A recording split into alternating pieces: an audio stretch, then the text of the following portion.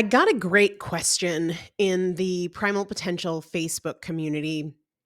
And more than the question, the answer, the solution is something that I believe we can all apply in our own lives in the pursuit of our unique goals, even if we don't share the initial struggle.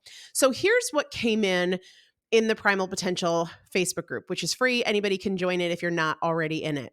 Somebody posted and said, "What words of wisdom can counter the unhelpful mindset that being thinner means I can have insert food that this person thinks should be avoided?" So, being thinner means I can have the ice cream. Being thinner means I can eat the pizza. Being thinner means whatever. She continued, "I know consistency is key, but I think I may still have that skewed logic deep down, and it can short circuit the consistency efforts. What counters that specific idea that being thinner means I can eat XYZ? Is this a form of all or nothing thinking, and I'm just not seeing it?" Here's how I responded. I said, "Here are my thoughts. Are your food decisions determined by the size of your body, or are they determined by something else? Is your food selection criteria coming from the size of your body, or is it coming from something else?" And I'm not suggesting that it should come from X or it shouldn't come from Y, but for me, I would not find it healthy to choose foods based on my own size. Like, hey, I can have a cookie if I'm lean, but I can't have a cookie if I'm overweight. I shared with her that my personal food selection criteria is based on things like, how's this going to make me feel? How is this going to impact my energy? How is it going to impact my anxiety or my mood? How does it impact my health?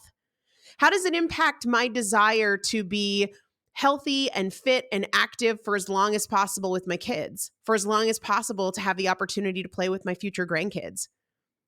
And I said, I wouldn't want somebody I love making food selections based on their body weight.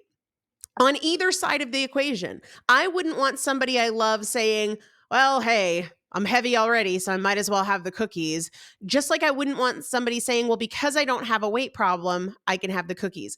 And it's got nothing to do with cookies or ice cream or anything else, because we can make room for them regardless of our size. They certainly can have a role in our lives and in our choices, regardless of our size. The issue comes with how you make decisions. And you're setting yourself up for rebound weight gain if you're like, well, I can have these things because I'm not overweight anymore. We need to be clear on who we want to be and how we want to make decisions. So for example, I don't decide whether or not I'm going to go to the gym in the morning based on my energy level. It's not like, well, if I'm not too tired, I'll go. I go because it's important that I keep that commitment of strength training, and I have set aside that time to get it done before my kids wake up. So I'm making the decision based on keeping my word to myself, also based on who I want to be. I want to be somebody who strength trains regularly. I want to be somebody who gets it done first thing so that there's less of a chance that the day is going to get in the way. Because I don't know about you, but that certainly happens with me. The best laid plans, something unexpected happens on most days. Similarly, I don't want to give myself permission to indulge based on the size of my body. I want to enjoy an indulgence based on the criteria that I've set for my goals, which include things like longevity, disease prevention, energy, mood, anxiety. I've talked a lot on the Primal Potential podcast about how I have struggled with postpartum anxiety since the twins were born. And one of the things that makes it so much better is avoiding sugar. So I don't want to make decisions about sugar consumption based on something like my body weight. I want to make those decisions based on the goals I have for myself and the standards I've set to help me feel my very best. So even if you are not struggling right now with making food decisions based on the size of your body, give some thought to how you make decisions overall. Are you making decisions based on what you feel like doing? Are you making decisions based on the time remaining in your day?